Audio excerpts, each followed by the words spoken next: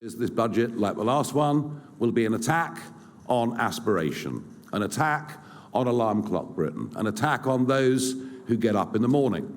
This budget will do nothing for the 5.6 million very brave men and women who act as sole traders or run their own businesses, without which the British economy, frankly, would grind to a halt.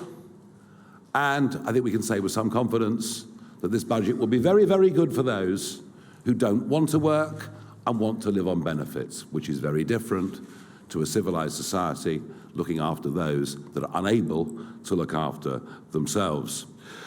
And it'll be an attack on jobs. I have to say, I thought the budget last year, you can increase the minimum wage for young people, but if at the same time you bring down to £5,000 the level at which an employer starts to pay national insurance, is it any wonder that there are 50,000 fewer under-18s in employment today than there were this time last year, which culturally I think is an absolute disaster. So there was a bit in there where Nigel Farage said this budget will be good for people that aren't in work.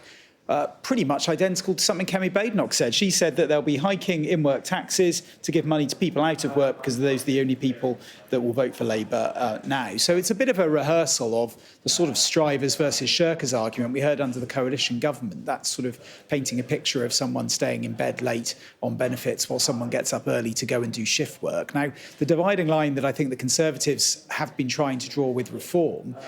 is that Reform, for instance, have said that they would lift the two-child cap. Prior to some of their announcements of the last month or so, actually, they had some quite high spending commitments laced through their last manifesto. They've been on a bit of a journey and had a bit of a job, I think, over the last month or so of trying to distance themselves a little bit from that, because maybe they did sense that the Conservatives were actually going after them on that front, and there was maybe a fear among some voters that they were not explaining how they were going to pay for some of this. So they now say that they have some of the most stringent and drastic welfare reduction plans of any of the parties, which basically involves looking at who is getting benefits for those on what they see as less significant, more minor conditions, especially mental health conditions as well. But look, I think we're seeing the budget battle lines playing out already. And actually, when you are talking about taxes going up or more taxes coming into the government and more money going out on things like welfare, whether it's the Tories making that point or Reform making that point,